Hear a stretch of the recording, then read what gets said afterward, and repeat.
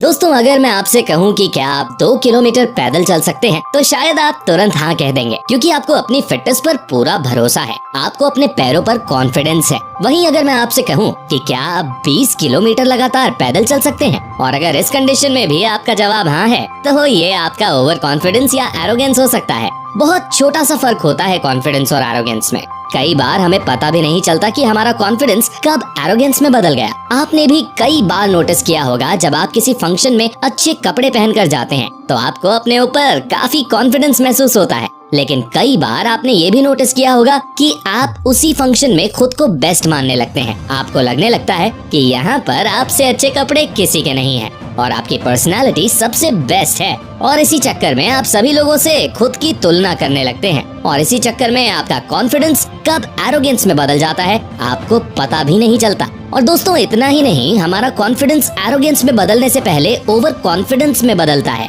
मतलब over confidence arrogance और confidence के बीच का हिस्सा है। अब आप सोच रहे होंगे कि आखिर आपको कैसे पता चलेगा कि कॉन्फिडेंस और एरोगेंस में क्या फर्क है। चिंता करने की बिल्कुल भी जरूरत नहीं है। भला हम कब काम आएंगे? आज का ये वीडियो पूरी तरह से आपकी पर्सनालिटी को आपके सामने लाकर रख देगा।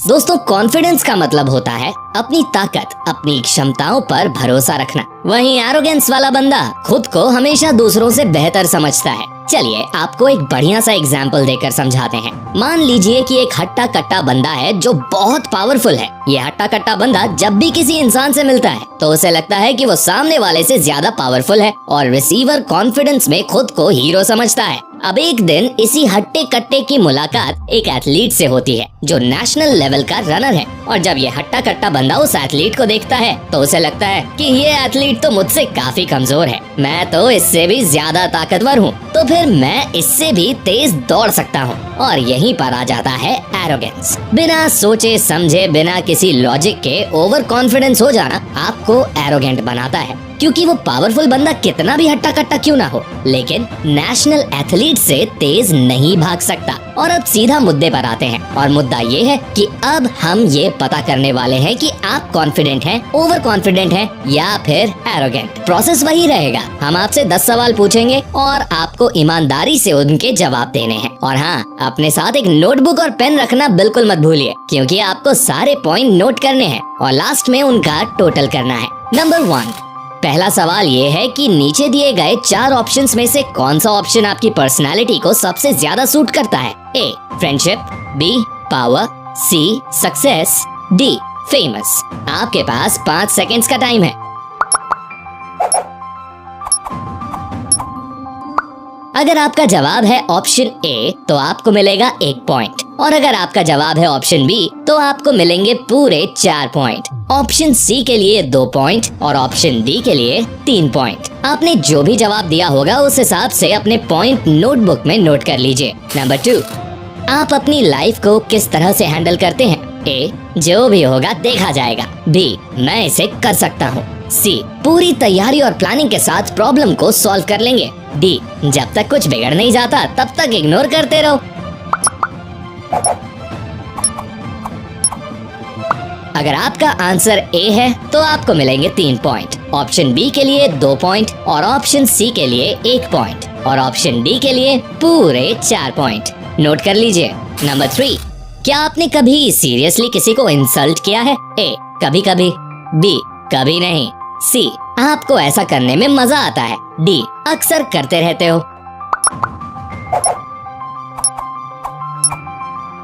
ऑप्शन ए के लिए आपको मिलेंगे 2 पॉइंट, ऑप्शन बी के लिए 1 पॉइंट, ऑप्शन सी के लिए 3 पॉइंट और आखिरी ऑप्शन के लिए आपको मिलेंगे 4 पॉइंट। नंबर 4, आप अपनी सफलता पर किस तरह से व्यवहार करते हो? ए, अपने शत्रु के सामने दिखाते हो। बी, सारी दुनिया को दिखाते हो। सी, पहली अचीवमेंट के बाद तुरंत दूसरी अचीवमेंट का प्लान बनाने लगते हो।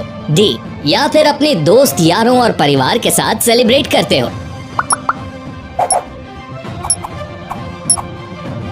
ऑप्शन ए के लिए आपको मिलेंगे पूरे 4 पॉइंट, ऑप्शन बी के लिए 3 पॉइंट, ऑप्शन सी के लिए 1 पॉइंट और ऑप्शन डी के लिए 2 पॉइंट। नंबर 5, मैं सबसे अच्छा हूँ, ऐसा आप कब फील करते हो? ए, कभी नहीं। बी, कभी कभी। सी, हमेशा। डी, सफलता के बाद तो बनता है। ऑप्शन ए के लिए आपको मिलेंगे 1 पॉइंट, ऑप्शन बी के लिए 2 पॉइंट, ऑप्शन सी के लिए 4 पॉइंट और ऑप्शन डी के लिए 3 पॉइंट। नंबर 6, कुछ भी नया सीखते समय आपको कैसा महसूस होता है? ए, आपको कुछ भी नया सीखने की जरूरत ही नहीं है। बी, आपको सीखना अच्छा लगता है। सी, सीखना आपके बस की बात नहीं। डी, आप वही चीज सीखोगे जिसमें आपका इंटरेस्ट है।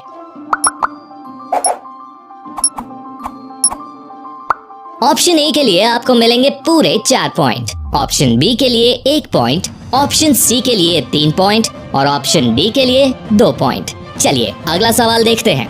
नंबर 7, दूसरे के ओपिनियन पर आपका रिएक्शन कैसा होता है? ए, सामने वाले की बात को ध्यान से सुनकर उसे अप्लाई करते हो। बी, हमेशा इग्नोर करते हो।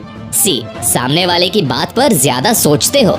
डी, सामने वाले की बात से सहमत हो जाते हो मगर हमेशा अपने मन का करते हो। पहले ऑप्शन के लिए 1 पॉइंट, दूसरे ऑप्शन के लिए 4 पॉइंट, तीसरे ऑप्शन के लिए 2 पॉइंट और आखिरी ऑप्शन के लिए 3 पॉइंट नोट कर लीजिए। नंबर 8, आपके हिसाब से आपका दुश्मन कौन होना चाहिए? ए, आपका आलोचक। बी, आपका कोई दुश्मन होगा ही नहीं। सी, ऐसे लोग जो आपको पसंद नहीं करते। डी, या फिर ऐसे लोग जो आपसे बेहतर हैं।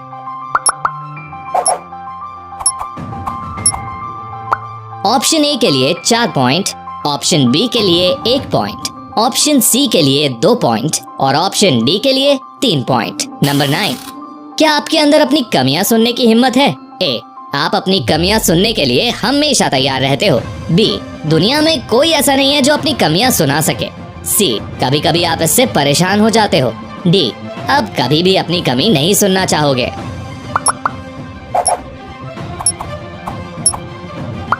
पहले ऑप्शन के लिए 1 पॉइंट, दूसरे ऑप्शन के लिए 4 पॉइंट, तीसरे ऑप्शन के लिए 2 पॉइंट और आखिरी ऑप्शन के लिए 3 पॉइंट नोट कर लीजिए। और ये रहा आखिरी सवाल। नंबर 10, कोई ऐसा इंसान जो आपसे नफरत करता है लेकिन एक दिन वो आपसे मदद मांगने आता है, तब आप क्या करोगे?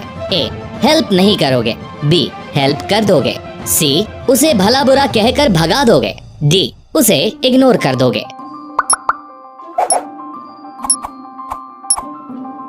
ऑप्शन ए के लिए 2 पॉइंट, ऑप्शन बी के लिए 1 पॉइंट, ऑप्शन सी के लिए 4 पॉइंट और ऑप्शन डी के लिए 3 पॉइंट नोट कर लीजिए। दोस्तों अब जल्दी से अपने सारे पॉइंट्स को ऐड कर लीजिए। अगर आपको 10 से 16 के बीच में पॉइंट मिले हैं तो इसका मतलब आपका कॉन्फिडेंस उतना अच्छा नहीं है। अगर आपको अचानक हजारों की पब्लिक के सामने खड़ा कर दिया जाए तो आप नहीं बोल पाओगे और आपकी बोलती बंद हो जाएगी।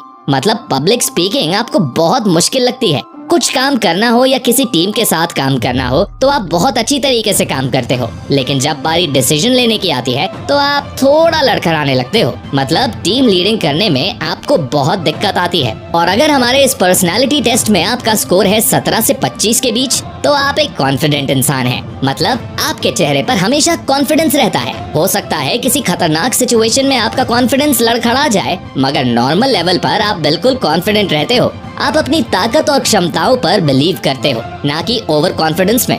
मतलब आपके अंदर बिल्कुल भी एरोगेंस नहीं है और यही चीज आपको एक अच्छा इंसान बनाती है। लोग आपसे बात करना पसंद करते हैं क्योंकि आप बहुत ही हम्बल इंसान हो। लेकिन कई बार आपका नरम दिल होना आपके लिए घाटे का सौदा बन जाता है क्योंकि लोग इसका फायदा उठाते हैं। इसलिए आपको थोड़ा चालाक होने की जरूरत है। अब बात करते हैं 26 से 33 पॉइंट वालों की। अमूमन इस तरह की पर्सनालिटी वाले लोग बहुत ही ओवर कॉन्फिडेंट रहते हैं और इन्हें अपनी क्षमता और ताकत पर बहुत ज्यादा घमंड रहता है। मतलब इस पर्सनालिटी वाला कोई बंदा अगर बाइक को पूरी स्पीड से चला रहा है तो उसे लगता है कि दुनिया में उससे बेहतर राइडर कोई हो ही नहीं सकता।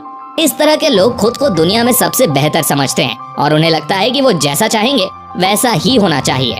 मतलब इस तरह की पर्सनालिटी के लोगों को लगता है कि उनका डिसीजन ही आखिरी डिसीजन है। इस तरह के लोग बिना सोचे समझे और सामने वाले की कंडीशन जाने बगैर ही कुछ भी बोल देते हैं। अगर आपकी पर्सनालिटी भी ठीक इस तरह है तो आपको थोड़ा दयालु बनने की जरूरत है ताकि आप सामने वाले को हर्ट ना करें।